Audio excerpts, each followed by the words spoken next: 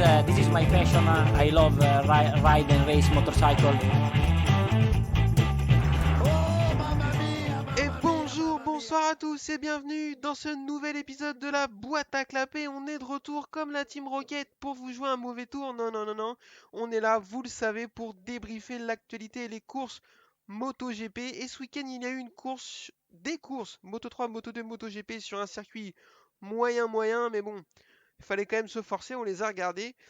Pour ce faire, l'équipe n'est pas au complet, mais c'est pas très grave. Monsieur Adrien, comment ça va? Et bonjour à tous, ça va? Ouais, comme tu l'as dit, retour du MotoGP sur un circuit espagnol.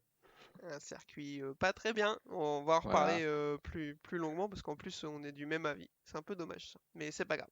ouais. Pas trop d'actu, mais on va quand même discuter un petit peu. Quand on s'est quitté sur le dernier épisode, ça parlait de Vignales éventuellement à la place de Savadori dès ce week-end à Aragon sur l'Aprilia, et ça a été décidé dans la foulée. Il a fait 2 journées de test à Misano avec des chronos qui apparemment ont été intéressants. Donc Savadori étant blessé, ça les a aidés à prendre la décision, même si à mon avis c'est pas ça qui aurait changé la donne. Je pense qu'il l'aurait quand même mis de côté pour mettre Vignales. On était tous les trois plutôt d'accord à dire que c'était une bonne chose parce qu'il fallait qu'ils prennent des sensations dès que possible pour pouvoir gagner du temps sur l'année prochaine. Vraisemblablement, Aprilia écoute les podcasts, donc je suis assez content parce que c'est exactement ce qu'ils ont fait. Il a fait son week-end à Aragon. Alors en termes de résultats, c'est pas folichon, mais de toute façon, il fallait pas s'attendre à beaucoup mieux. Il a déclaré lui que la moto était plutôt bonne, mais qu'il devait s'améliorer et effectivement, entre guillemets, réinitialiser un petit peu son cerveau et réapprendre une moto avec une nouvelle architecture moteur et châssis. Je te pose la question, comment tu l'as senti sur ce week-end? Est-ce que c'était vraiment moche ou est-ce qu'il fallait rien attendre de mieux de toute façon? Bah, je m'attendais pas à ce qu'il performe non plus de ouf, parce que bah, comme tu l'as dit, il découvre toute la moto, c'est châssis différent, c'est une nouvelle architecture moteur, ça se conduit pas du tout comme la Yamaha. Donc après son week-end, ce qu'il a fait, il a pas été non plus fond de classement tout le week-end, donc c'est plutôt pas mal. Donc je pense que pour lui, c'était un week-end plutôt positif et un bon apprentissage.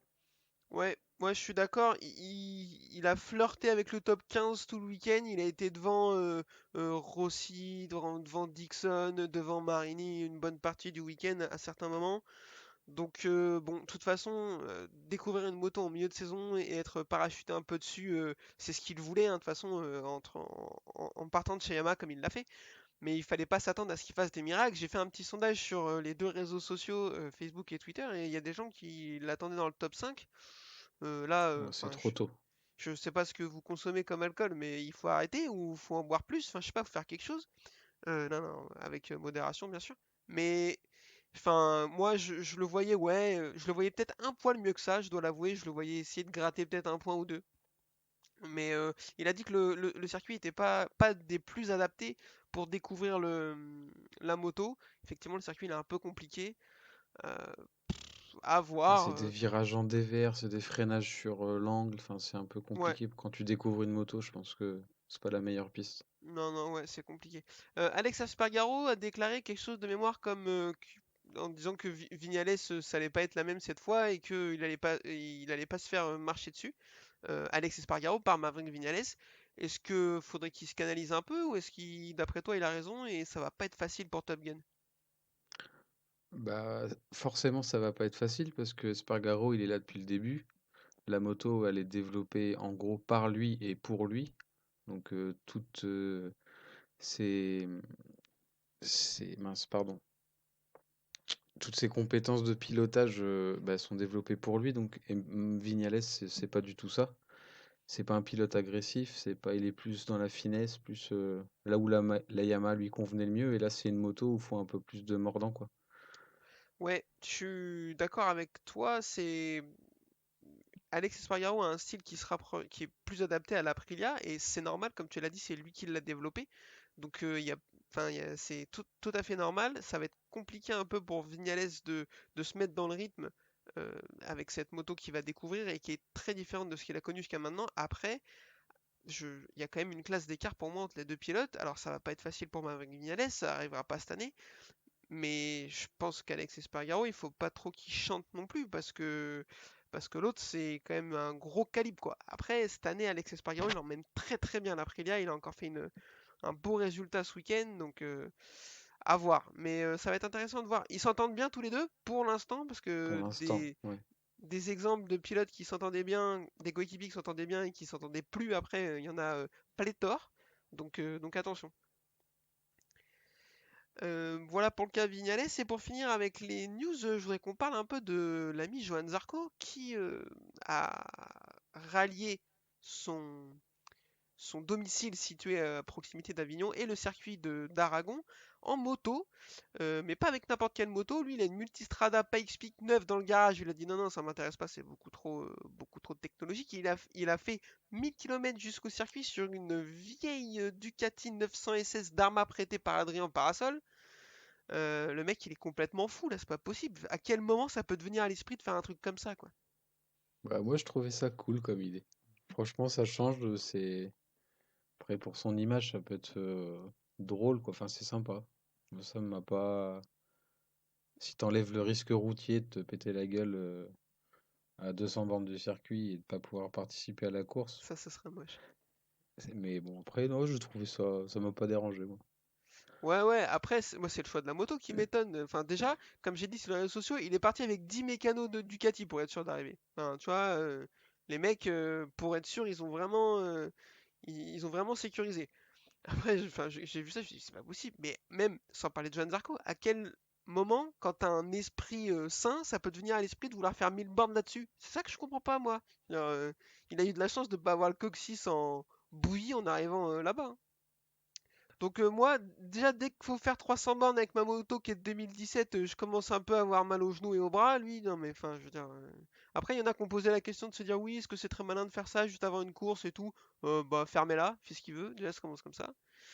Et puis bah, enfin, physiquement, je pense qu'il est au top. Enfin, Et il y a puis, pas il de. a pas été tout seul, quoi. Il y avait toute l'équipe derrière, hein. Il y avait les mécanos, il y avait... Hmm. Ouais, ouais, non, c'est sûr. Donc, bon, ouais, c'est un peu rigolo, effectivement. Il faudrait qu'il communique un peu plus là-dessus parce qu'il a un peu communiqué par défaut, j'ai l'impression. Parce que c'est Adrien Hmm. Parasol qui Qui a a lancé le truc, ouais. Ouais, qui a lancé le truc et lui il a un peu rebondi dessus, mais ouais, en com il est pas. Bon, je pense qu'il en a rien à cirer, mais effectivement c'est dommage de pas trop jouer là-dessus parce que ça pourrait être des choses qui le ferait grimper en popularité. En termes de news, je pense qu'on a fait le tour. On reparlera d'éventuels transferts qui nous viendront en tête quand on débrieferait les courses. Donc je te propose qu'on enchaîne tout de suite avec la course Moto 3. C'est parti.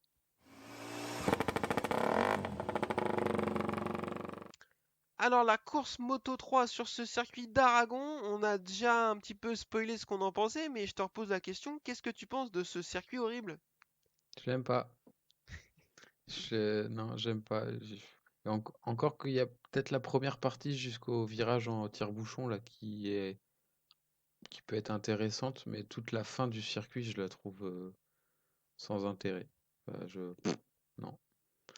Sur Ouais, les 74 circuits espagnols, je crois que c'est le pire que le je pire du pire. supporte. Alors là-dessus, je suis d'accord, sur tous les circuits espagnols, c'est celui que j'aime le moins. Moi, c'est le secteur 3 que je trouve à peu près honnête, du tire-bouchon justement jusqu'au dernier virage, la dernière chicane qui commande la ligne droite. Tout le reste, je trouve ça horrible. La dernière ligne droite qui fait 900 mètres avant l'espèce de grande parabolique à gauche, c'est hyper compliqué de doubler. Puis je le trouve artificiel. Alors il y a du dénivelé, moi j'aime bien les circuits avec du dénivelé, effectivement. Il y a un peu de virage à l'aveugle et tout, mais je sais pas. Après, il y a beaucoup de pilotes qui l'aiment bien. Donc si les pilotes l'aiment bien, ils ont sans doute raison de le garder au championnat. C'est pas le cas de Quartaro qui lui dit clairement que c'est le circuit qu'il aime le moins du Ouais. calendrier. Rossi aussi. Ah ouais, Rossi aussi, ouais, bah, tu vois. Ouais, j'ai entendu dire que Rossi ne l'aimait pas non plus. Donc en fait, il y a juste Marquez qui l'aime bien, c'est pour ça qu'il le garde. C'est ça. Mais Quartaro, ça s'est vu que c'était pas son circuit préféré, hein. Oui. Donc bon, voilà, moi je le trouve vraiment moche. Yvan est pas avec nous, mais je peux vous dire ce qu'il en pense. C'est de la merde, faut tout raser. Voilà. Donc vous savez comme ça. Course Moto 3, donc pole de Darin Binder avec une 10e place de Lorenzo Felon. Ça c'était très très intéressant, qualifié directement en Ouais. Q2. Il commence vraiment à se montrer, on va en reparler longuement parce qu'il a fait une course intéressante.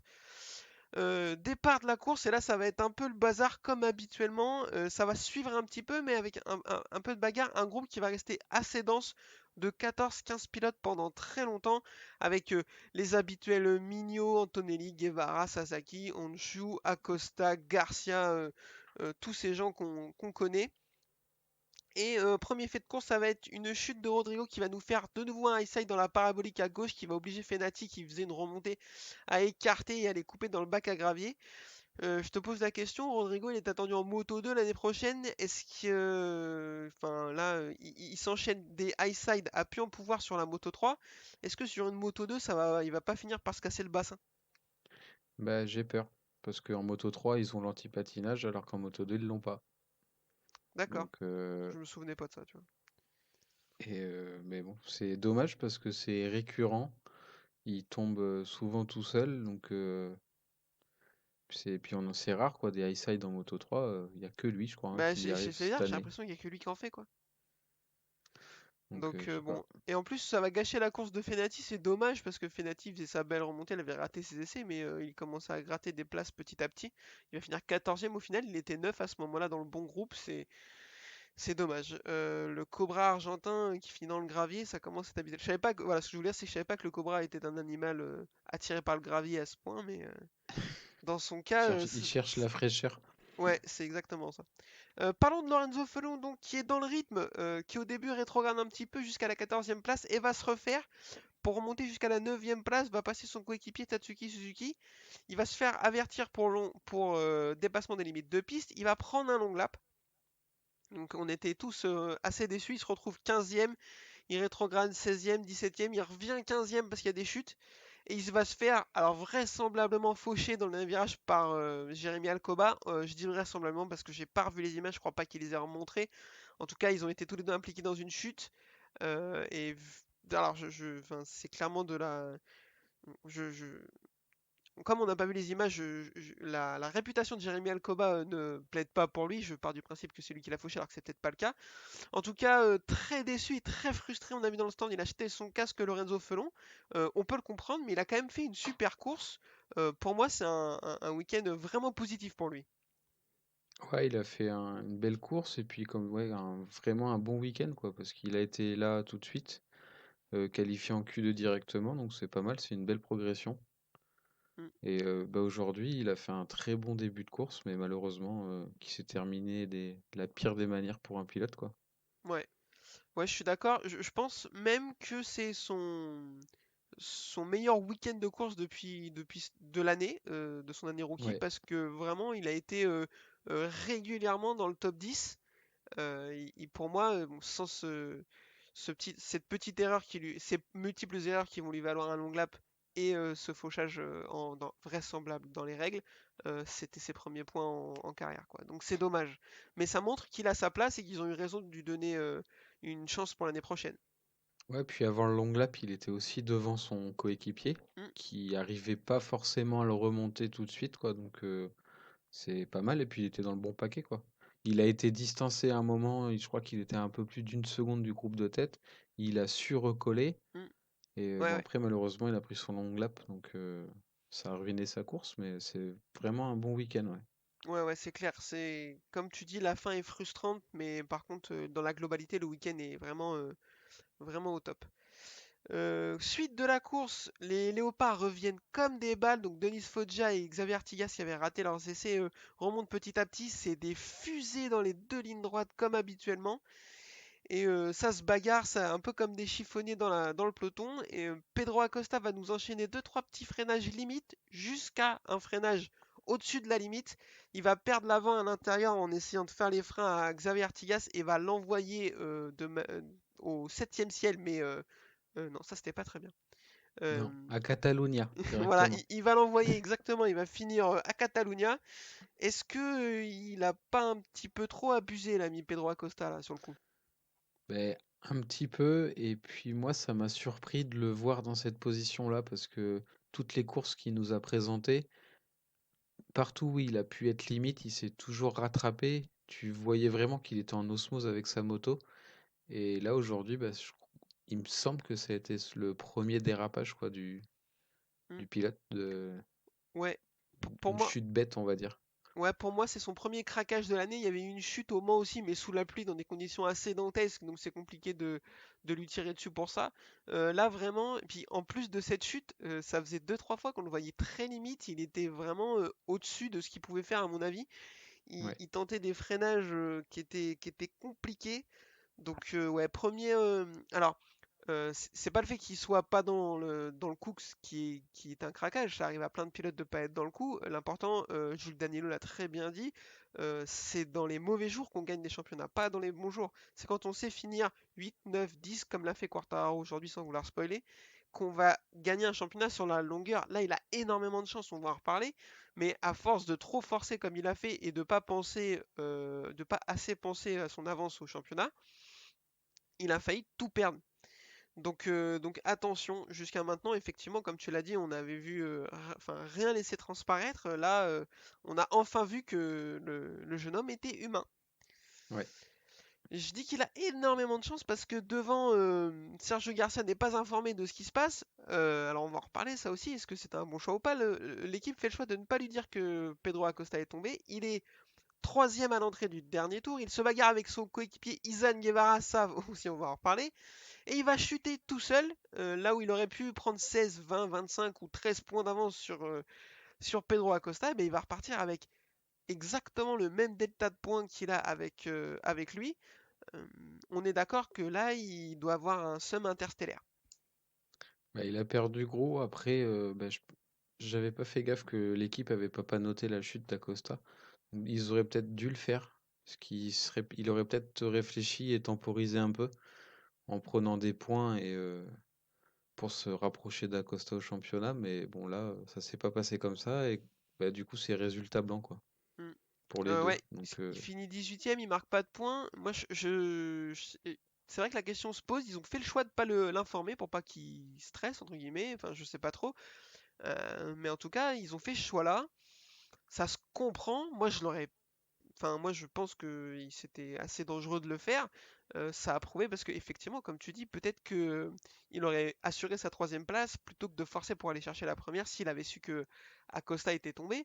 Après, on peut le voir dans l'autre sens. S'il avait gagné la course sans savoir qu'Acosta était tombé, on aurait traité l'équipe de génie parce que sans du coup, ils auraient fait. C'est grâce à leur non-information qu'il aurait continué à pousser pour aller chercher la victoire. Donc, bah, ils ont pris une décision, ça n'a pas fonctionné. Bon, je crois pas qu'on puisse vraiment leur jeter la pierre. Bon, ils ont tenté, non. quoi. Puis au final, il y a pas de perdant dans l'histoire si tu veux aller par là, quoi. Bah non, il aurait pu devenir un gagnant de l'histoire et au final, il se passe rien, quoi. Donc je pense qu'il va quand même s'en vouloir parce qu'il aurait pu revenir à 30 points une trentaine de points d'Acosta, quoi. Ou moins. Mm. Donc c'est dommage pour lui. Izan Guevara, donc, qui sont coéquipier rookie, qui l'attaque et qui même va lui mettre des coups de carénage dans le dernier tour alors qu'il joue le titre. Est-ce que il serait pas en train de jouer avec le feu, le garçon, quand même? Bah, un petit peu. Je Ouais, pense je que tu trouvais qu'il fais était pas ça. un peu au-dessus de la limite parce que, enfin, dans la situation où ils étaient, c'est-à-dire que t'as ton coéquipier qui est là dans le dernier tour, qui joue le titre, et toi tu vas lui mettre des coups de carénage pour finir devant lui. Je trouve ça un peu juste, quoi. Je Bah, pense c'est qu'ils lui ont limite. tiré l'oreille, quoi. Ouais. Plutôt que de l'aider pour le ramener justement devant, de prendre des aspi, parce que c'est un circuit où en Moto 3 c'est important les aspi. Ouais. Dans la dernière ligne droite, on dirait un aéroport le machin. Donc ouais, c'est un peu. Après, c'est les jeunes, c'est la bêtise de la jeunesse, ils ont pas d'expérience, donc bon. Ouais, ouais. Non, Et mais c'est ça a sûr. peut-être un peu causé dans les paddocks en rentrant, ouais. Ouais, je pense qu'ils lui ont dit parce que là il a été. Enfin. Bon, après je comprends, hein, comme tu dis, il est jeune, il est rookie, il a envie de faire des. Il a pas fait de podium encore, il a envie de montrer. Il est champion CEV devant Acosta, et il voit ce que fait Acosta, donc il a envie de prouver. Et donc, grosse bagarre dans le dernier tour entre Denis Foggia et Denis Onjou. J'avais même pas vu qu'ils avaient quasiment le même prénom. Euh, Denis Onjou qui a mené toute la course, Foggia qui a remonté comme une balle avec son moteur de 250 de temps Aprilia de 2003 apparemment, vu comment ça watt. Et au final, ça va être pour Denis Foggia parce que Denis Onjou va pas réussir à le récupérer dans le dernier virage après qu'il se soit échappé dans la ligne droite. Victoire donc du pilote Léopard devant Denis Onjou et Ayumu Sasaki, donc double podium pour le Tech 3, c'est super ça pour eux. Izan Guevara 4, Nicolas Antonelli 5, Andrea Mignot 6, Dine Binder 7, Stefano Nepa 8, Tatsuki Suzuki 9 et Jaume Mazia qui est tombé au warm-up et vraisemblablement s'est blessé, termine 10ème. Au championnat, qu'est-ce que ça donne? Ça donne Pedro Acosta, mais toujours avec le même nombre de points devant Sergio Garcia qui a toujours lui aussi le même nombre de points, 46 points d'écart entre les deux. Denis Foggia récupère la troisième place à 58 points. Romeo Fenati passe quatrième à 67 et Jaume Mazia est cinquième à 90 points. Écoute, à moins que tu aies autre chose à rajouter, je te propose qu'on enchaîne. Ouais, non, après, j'étais un petit peu déçu de la non-victoire de Denis Sonju, parce Ouais, mais que ça va franchement, venir il a parce que mérité. ouais, Il a mérité, mais face à la vitesse max des léopards, tu peux rien faire, quoi. C'est vraiment je, frustrant. je suis d'accord, il a tout tenté. Ça va venir très clairement. Ça fait plusieurs courses qu'il est pas loin. Il l'a dit en En interview interview. post-course. Ça commence à sentir quand même très très bon la victoire. Il a jamais été aussi proche. Il termine à 41 millième de Nice Foggia, donc Mhm. c'est vraiment pas loin. Donc ouais, je suis comme toi, je suis déçu pour lui parce qu'il mérite. Il a un bon style de pilotage, il a l'air d'être sympa et tout.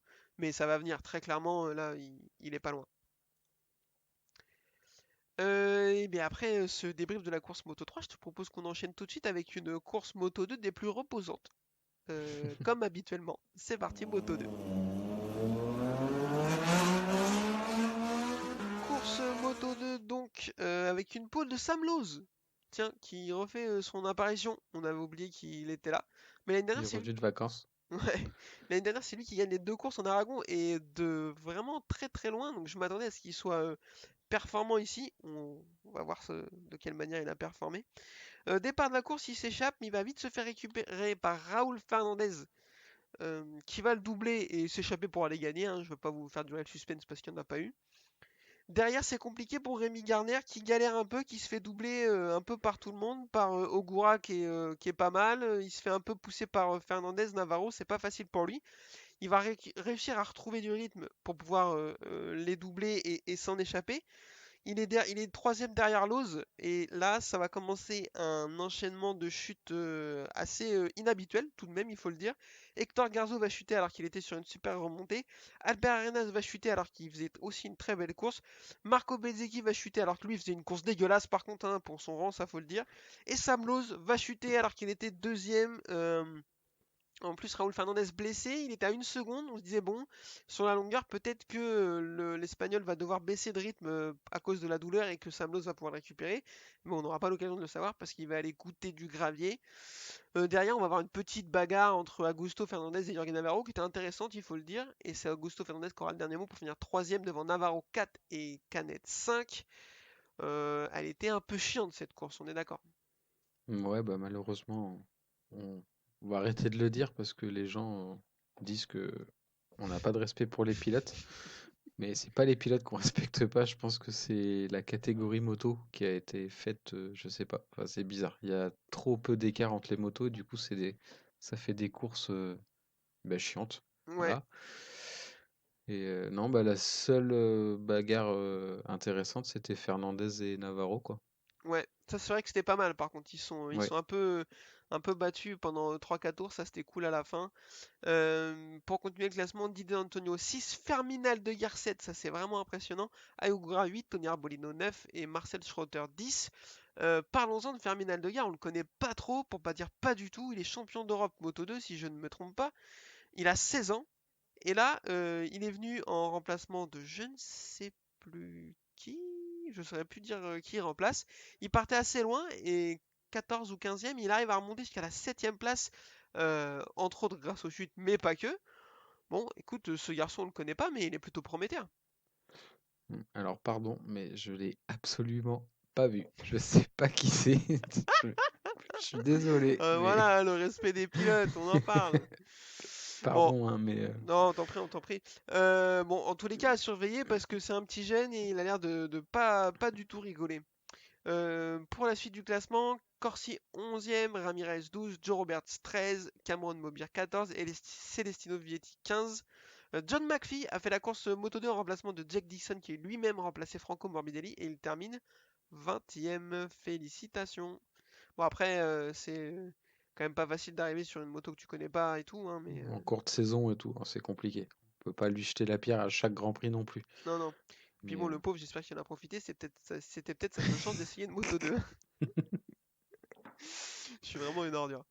Au classement, Rémi Gardner a perdu un peu d'avance, mais il est quand même assez large avec 39 points sur Raoul Fernandez. Marco Bezzecchi est troisième à 72 points. Sam Lowe est quatrième à 124 points. Et Augusto Fernandez est cinquième à 143 points.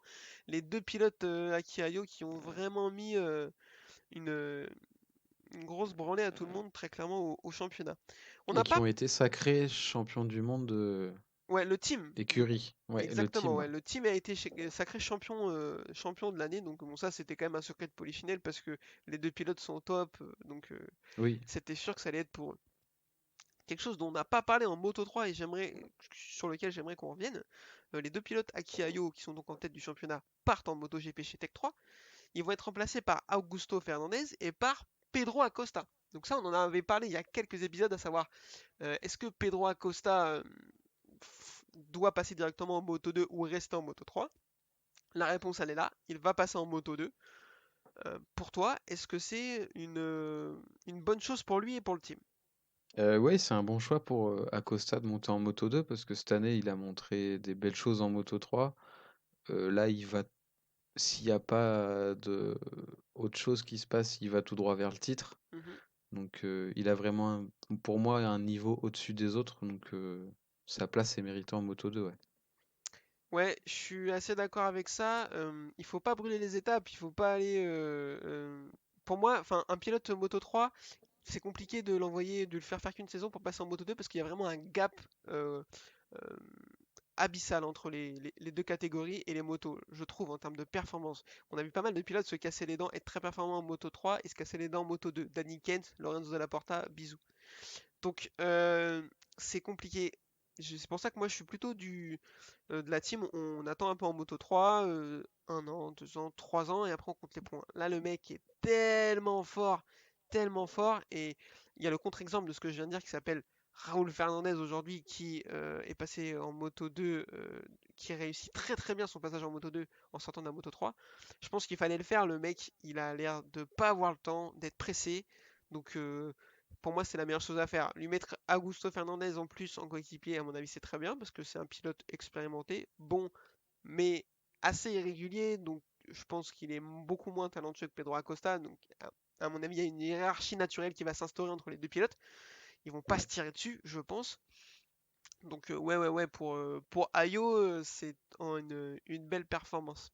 Puis Une la belle structure signature. est là, quoi. Enfin, Ouais. on n'a pas eu de mauvaise surprise avec le team Ayo, quoi. Et puis, Ça marche à chaque fois. ouais. Et puis en plus, du coup, ils peuvent se permettre de lui faire passer 3 ans en Moto 2, par exemple, vu qu'il a fait qu'une année en Moto 3, si jamais il n'y a pas de guidon qui se libère en Moto GP tout de suite, quoi. Ouais. Donc c'est super. Et pour finir sur la catégorie Moto 2, encore une super performance du GOAT, aka Ayogura, qui fait une super course. Il se qualifie bien, il est quatrième au début de la course, si tu regardes un peu, il termine huitième. Si l'extraterrestre Raúl Fernandez n'était pas là, ce serait le rookie de l'année pour l'instant. Et vraiment, il fait une belle saison. Donc bien joué, monsieur Ayogura. Ouais. Je te propose qu'on enchaîne tout de suite parce qu'on a parlé bien trop longtemps d'une course bien très trop ennuyante. Donc c'est parti pour la Moto GP.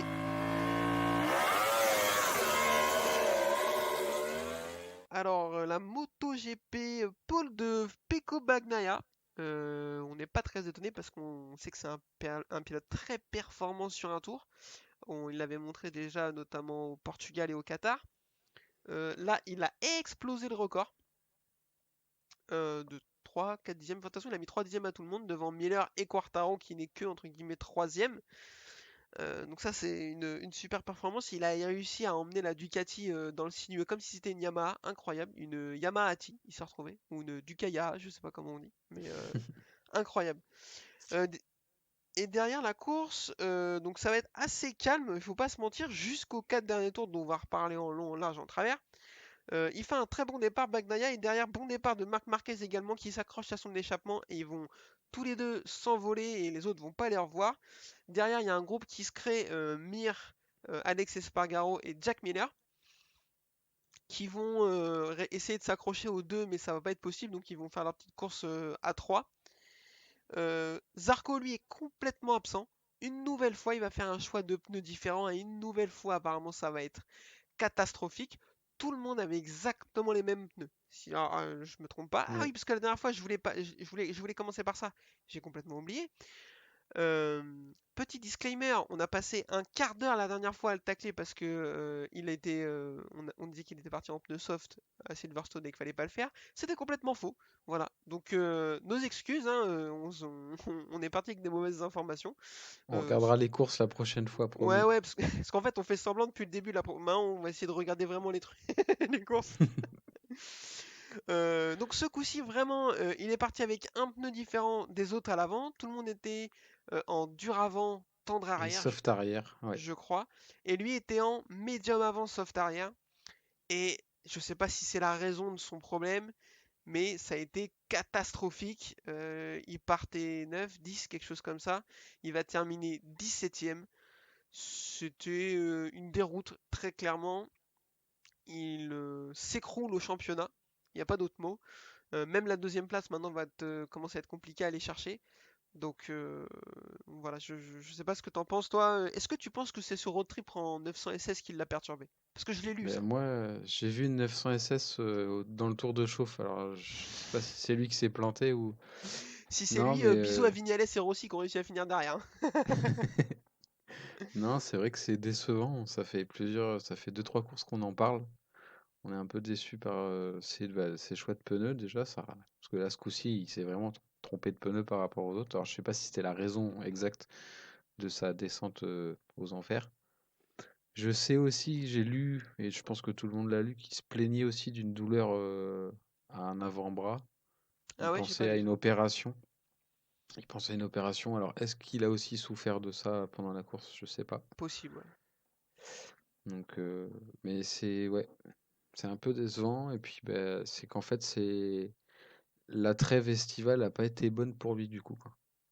Ouais, On dirait que c'est deux saisons différentes. ouais, effectivement, je suis tout à fait d'accord, la trêve estivale lui a pas été bénéfique.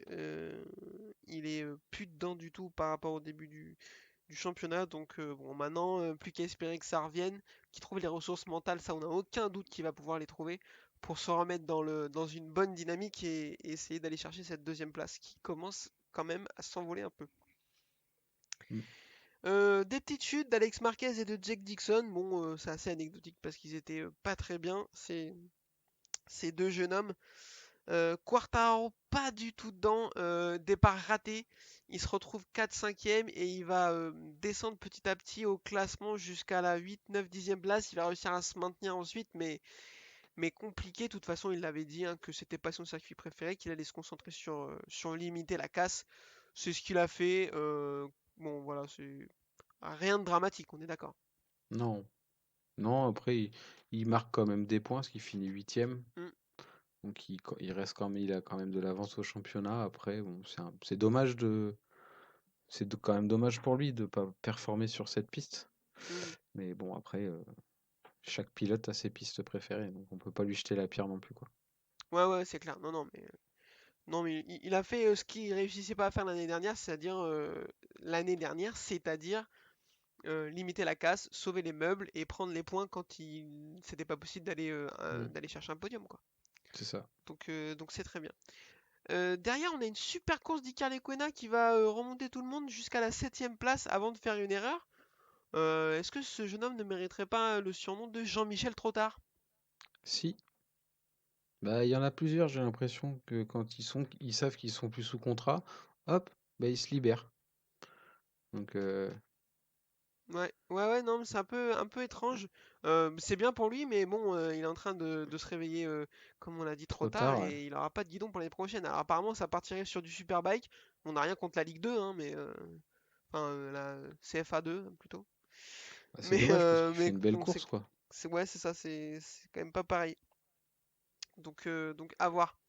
Je voudrais qu'on parle aussi un petit peu de Alex Rins qui va faire des qualifications dramatiques et partir 20ème sur un circuit où l'année dernière il a gagné et fait deuxième sur les deux courses qu'il y a eu sur ce circuit.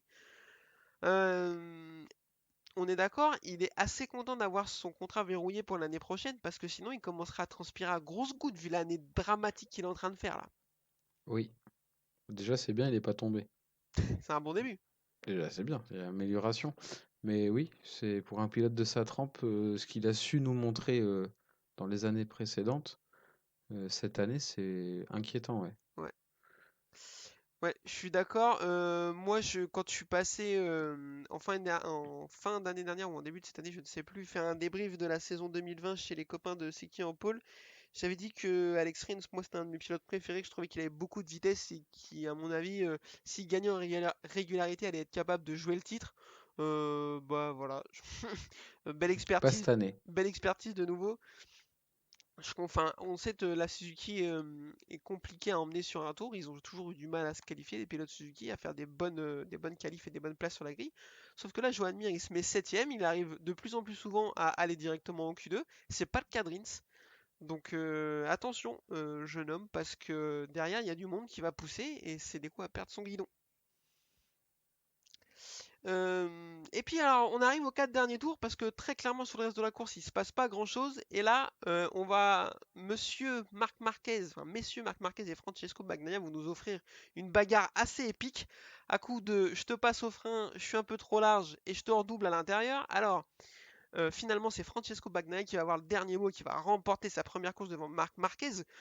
Marquez avait l'air déter à vouloir gagner cette course, sauf que toutes ses attaques elles étaient vouées à l'échec. Il partait beaucoup trop loin avec des freinages beaucoup trop retardés.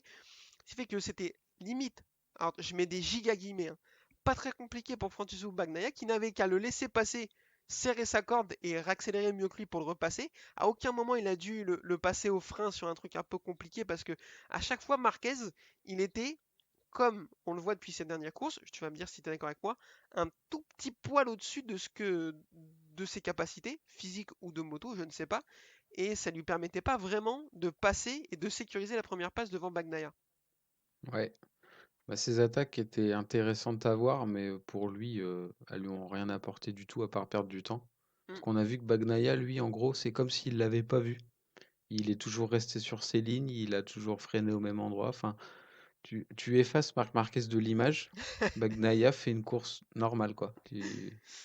Ouais, alors la Donc, bagarre était cool, mais moi j'ai jamais senti effectivement Marc Marquez très dangereux dans le sens où je vais me bah, faire c'était tirer dessus en toujours disant trop ça. tard, en fait. Exactement, il n'y a aucune attaque qui était vraiment viable en fait, qui lui aurait permis de ressortir devant Bagnaia quoi. Donc c'est pour ça. Et alors, à chaque fois qu'il ressortait devant, de toute façon, ou même à côte, c'était avant la ligne droite et le motard de la Ducati, il prenait une. Alors, il arrivait un peu à la suite, il arrivait à s'accrocher, il prenait pas une longueur, mais c'était quand même pas possible quoi. Ouais. Donc première victoire de Francesco Bagnaia, est-ce que ça te fait plaisir pour lui? Parce que moi oui. Oui, ça me fait plaisir. Ça fait longtemps qu'elle lui tendait les bras. Et il a été souvent, soit par une casse moteur, soit par des chutes, soit par... il n'avait pas été récompensé, mais là, ce coup-ci, ouais, elle est bien méritée en plus. Tout le week-end, c'est lui qui a été au-dessus, record de la piste, pole position, enfin... Mhm. Donc c'est un... Ouais, je suis content.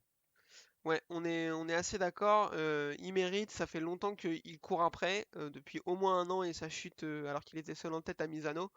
Donc non, c'est cool pour lui et ça va lui débloquer son compteur. Par contre, du coup, sur les 4 Ducati 2021, donc les 4 Ducati officiels de cette année, il n'y a plus que Zarco qu'on n'a pas gagné. Oui, c'est ce que j'étais en train de me dire. Donc bon, attention à ça.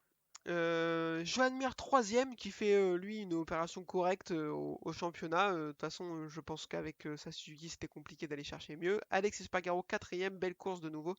Jack Miller cinquième, un peu décevant après ses essais. Enea Bastianini sixième qui fait une super course. Alors attention, lui ça va être un prétendant aussi à une Ducati, enfin pas officielle, mais une Ducati de l'année à un moment donné parce qu'il fait une très très belle saison rookie. Brad Binder septième de nouveau pareil frérot. Le samedi faut venir.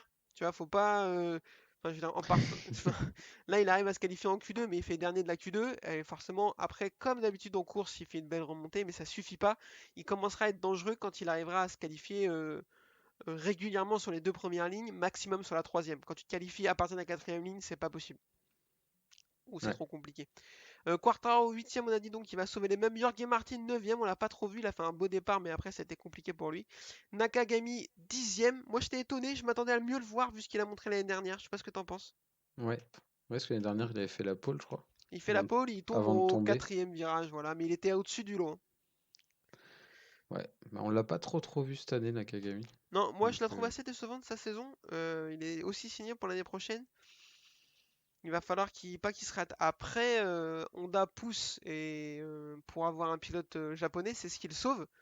Mais si Ayogura continue à faire des belles perfs et continue à être de mieux en mieux en Moto 2, je suis ouais, pas sûr qu'il attention. sécurise son guidon, quoi. Et puis ça ne va pas suffire, même si Honda pousse pour avoir un pilote japonais, s'il est vraiment éclaté, ils vont pas le garder 8 ans non plus, quoi. Donc, Non, c'est bien d'avoir l'amour de la patrie, mais bon, faut pas tout sacrifier non plus, quoi. Lequena 11 donc, Rins 12, Espargaro 13 qui après sa nuit de noces, son week-end de noces à Silverstone retombe dans des choses un peu plus concrètes. Miguel Oliveira 14, je le trouve dégueulasse dernièrement, je comprends pas ce qui lui arrive depuis son mariage cet été, je pense qu'il a abusé de la pièce montée. Il a eu sa blessure, mais il a lui-même dit que ça le gênait pas plus que ça, donc il va falloir qu'il trouve parce que un peu comme Zarco, il fait une fin de première partie de saison tonitruante. Deuxième au Mugello, victoire en Catalogne et tout, vraiment super. Et depuis, rien du tout, mais rien du tout, de rien du tout quoi. 14e, même pas, c'est compliqué d'aller gratter un top 10 quoi. Donc attention.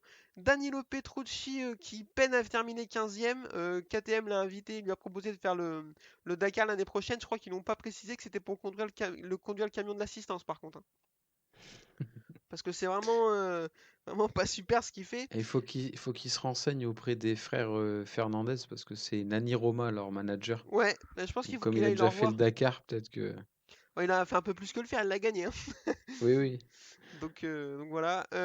Crutchlow 16, bon, on s'attendait à rien d'autre. De toute façon, c'était sa dernière course de l'année normalement. Ça fait plaisir de le revoir, mais c'est quand même plus trop ce que c'était. Zarco 17, on a dit c'est pas super. Vignales, on en a parlé 18ème. Bon, on peut pas tirer de conclusion de cette course. Rossi 19ème, c'est dégueulasse, mais on est habitué. Et Luca Marini 20ème. Je pense qu'il lui a demandé écoute, frérot, avec tout ce que je t'ai offert, finis derrière moi, s'il te plaît, je vais pas finir dernier. Je Vas-y, on pense. roule en famille et tout. Moi, je vois que ça. Au classement, Quartaro a perdu un peu d'avance. Il a perdu 12 points sur Bagnaia. Donc, ben, attention quand même, hein, il a plus que, entre guillemets, 2 courses d'avance. Il en reste 5. Bon, c'est quand même assez large comme matelas, mais il faut pas trop se tromper. Joan Mir est Ouais. à 57 points lui aussi. Donc, Quartaro doit faire attention. Joan Zarco, quatrième à 77 points, donc ça fait 24 points de retard par rapport à Bagnaia pour la deuxième place. Ça va commencer à être dur, dur, dur. Et surtout que Jack Miller arrive derrière, il est cinquième à 9 points de Joan Zarco et à 86 points de Quartaro. Petite question pour la forme, est-ce que Quartaro il doit être plus inquiet qu'avant de venir ou non? Plus inquiet, peut-être pas, mais faut qu'il surveille derrière quand même parce que ben, aujourd'hui on a encore un nouveau vainqueur de MotoGP, Mhm. donc qui a débloqué son compteur. L'année dernière à Misano, il était pas mal déjà. C'est le prochain circuit où on va. Je parle de Bagnaia toujours. Ouais, Donc faut qu'il fasse attention quand même, parce que 2 courses c'est un matelas confortable, mais faut pas de chute, faut pas d'abandon, faut pas tout ça. ouais, ouais. Donc à Après, là, surveiller quoi. on va enchaîner des circuits qu'il aime bien, sauf Austin. Parce que là, les circuits qui restent, ça va être Misano, Austin, Remisano, Valence et Portimao. Portimao, Valence. Mm. Hormis Austin, c'est 4 circuits qu'il aime beaucoup. 3 circuits sur 4 manches qu'il aime beaucoup. Donc ça devrait mieux se passer pour Quartararo. Après, comme tu l'as dit, Bagnaia, il est à l'aise, il était à l'aise à Misano l'année dernière. Bon, Nakagami était à l'aise en Aragon l'année dernière. Sam Lowe aussi, Ouais, on a vu ce qu'ils ont fait cette année. Donc ça veut pas dire grand-chose. Mais il vient de récupérer de la confiance. Marquez est là. Marquez, c'est des circuits qu'il affectionne particulièrement, tous les circuits qui ouais. restent.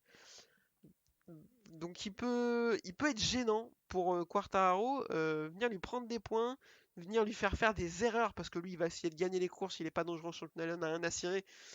Donc il peut être gênant aussi. Alors à Fabio de Quartararo de garder sa ligne de conduite, de prendre les points quand il faut prendre les points, de prendre les victoires quand il peut, mais de pas non plus aller au-dessus. Maintenant, il faut qu'il calcule. On dit qu'il faut pas se mettre à calculer trop tôt parce que c'est comme ça qu'on perd le championnat. Euh, Quand il te reste 57 points d'avance, 53 points d'avance à 5 courses de la fin, il faut calculer. Mais Ouais. je vois pas ce qui peut lui arriver. Enfin, je vois pas ce qui peut lui arriver. Si, mais ça devrait bien se passer. Ben, la force de caractère qu'il a acquéri cette année, parce qu'il a fait un gros effort là-dessus aussi, faut vraiment qu'il mette en œuvre là et pas craquer comme il a pu le faire l'année dernière, malheureusement. Ouais, ouais, Mais c'est pas le même. On n'est pas sur le même homme du tout. Donc bon. tout à fait, on est d'accord. Pour terminer, je te demande ton petit pronostic. Le week-end prochain, course à Misano, qui tu vois l'emporter? Euh, allez, je tente un pari. Je dis Joan Mir. D'accord. Ouais, pourquoi pas, hein, il est à l'aise, la Suzuki tourne bien, il était pas mal, il fait podium l'année dernière. C'est pas impossible. Hmm. C'est pas Et toi? impossible. C'est pas facile ça. Hmm. Parce que c'est bien de poser des questions aux autres, mais Je vais dire Quartaro. Je vais dire ouais. Quartaro parce qu'il est très fort sur ce circuit. Que là, il avait l'air frustré d'avoir terminé huitième quand même. Je le vois bien gagner au terme d'une belle bataille avec Marquez. Du moins, c'est ce que j'espère. Ouais. C'est ce qu'on espère tous, voir enfin un affrontement entre ces deux-là. Parce que je crois que si je dis pas de bêtises, en plus l'année dernière, il avait été déclassé parce qu'il avait mordu dans le verre, je crois. Exactement. Il me semble, hein. Exactement, c'est une des images fortes de l'année dernière de le voir péter un câble parce qu'il est déclassé Hmm. après la course, qui dénotait justement de son manque de calme et de sérénité. Il avait été déclassé, je sais plus, du coup ça le fait finir sixième, quelque chose comme ça, au lieu de 3 ou 4. Mais c'est un circuit qu'il affectionne. En 2019, ils se sont fait une grosse bagarre avec Marquez, où à mon avis Marquez a un petit peu joué au chat à la souris avec lui, sans jamais douter. Ça c'est mon avis, hein, mais Hmm. non. Je pense qu'il va être fort et Marquez, c'est un circuit sur les 6 dernières participations, il n'a pas perdu, hein. Comme c'était le cas en Aragon et on a vu ce que ça a donné. Comme c'était le cas au Saxon Ring, et on a vu ce que ça a donné. Hmm. Alors c'est sûr, il sera fort. Après, il y a la dernière partie du circuit avec les trois courbes à droite à pleine vitesse là, à voir avec son bras. Ouais, oui, oui, Ça ça va c'est être le sûr. De toute façon, physique en place. Enfin, il y de a- toute façon, c'est son physique, hein, donc la question principale qui se pose sur Marquez, c'est son physique. On a vu que le niveau avait l'air d'être encore là. La moto est pas super super, mais elle est suffisante pour lui permettre d'être là, d'être devant. À voir maintenant si son bras tient le coup.